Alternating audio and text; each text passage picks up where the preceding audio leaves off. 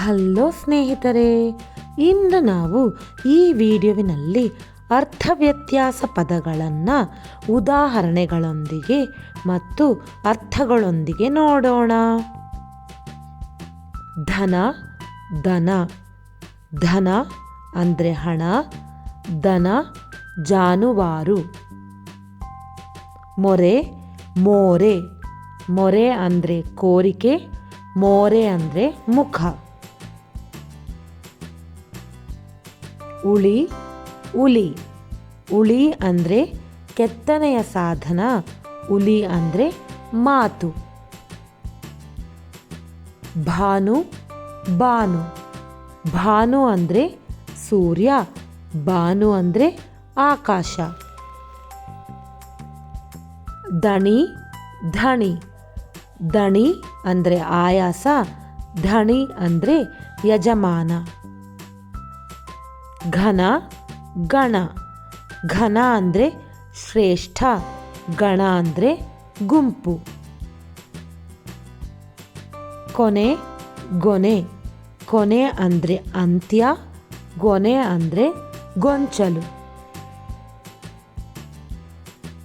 ಒಲೆ, ಓಲೆ. ಒಲೆ ಅಂದರೆ ಅಡುಗೆ ಮಾಡುವ ಸಾಧನ, ಓಲೆ ಅಂದರೆ ಪತ್ರ. ಪವನ, ಪಾವನ. ಪವನ ಅಂದರೆ ವಾಯು, ಪಾವನ ಅಂದರೆ ಪವಿತ್ರ. ಹರಳು, ಅರಳು.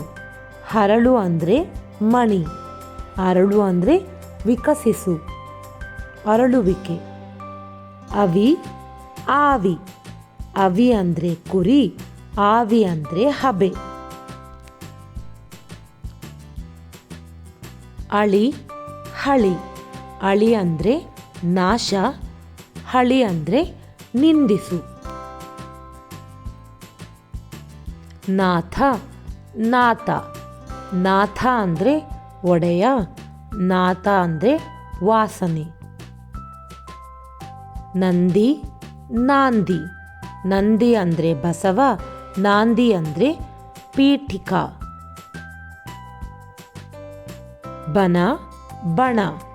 ಬನ ಅಂದರೆ ಕಾಡು ಅಥವಾ ವನ, ಬಣ ಅಂದರೆ ಗುಂಪು. ಹಂಚು, ಅಂಚು. ಹಂಚು ಅಂದರೆ ವಿತರಿಸುವುದು, ಹಂಚುವುದು. ಅಂಚು ಅಂದರೆ ತುದಿ, ತುತ್ತ ತುದಿ. ಅರಿವೆ, ಹರಿವೆ. ಅರಿವೆ ಅಂದರೆ ಬಟ್ಟೆ, ಹರಿವೆ ಅಂದರೆ ಒಂದು ಬಗೆಯ ಸೊಪ್ಪು, ಅರಿವೆ ಸೊಪ್ಪು. ಅಗೆ, ಹಗೆ. ಅಗೆ ಅಂದರೆ ತೋಡು, ಹಗೆ ಅಂದರೆ ಶತ್ರು.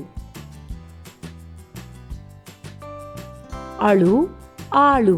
ಅಳು ಅಂದರೆ ದುಃಖ, ದುಃಖಿಸುವುದು, ಆಳು ಅಂದರೆ ಸೇವಕ. ಹಾರು, ಆರು. ಹಾರು ಅಂದರೆ ಜಿಗಿಯುವುದು, ಆರು ಅಂದರೆ ತಣ್ಣಗಾಗುವುದು ಅಥವಾ ಒಂದು ಸಂಖ್ಯೆ. ಆದಿ, ಹಾದಿ. ಆದಿ ಅಂದರೆ ಮೊದಲು, ಹಾದಿ ಅಂದರೆ ದಾರಿ.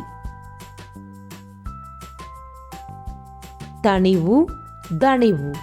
ತಣಿವು ಅಂದರೆ ಸಂತೃಪ್ತಿ, ದಣಿವು ಅಂದರೆ ಆಯಾಸ. ಗಾಳಿ, ಗಾಲಿ.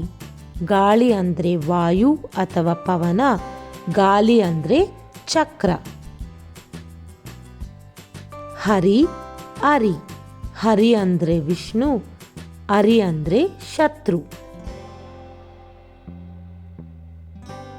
ವರಾಹ, ವರಹ. ವರಾಹ ಅಂದರೆ ಹಂದಿ, ವರಹ ಅಂದರೆ ನಾಣ್ಯ. ಅಂಬು, ಹಂಬು. ಅಂಬು ಅಂದರೆ ಬಾಣ, ಹಂಬು ಅಂದರೆ ಹಬ್ಬುವ ಬಳ್ಳಿ. ಹಕ್ಕಿ, ಅಕ್ಕಿ.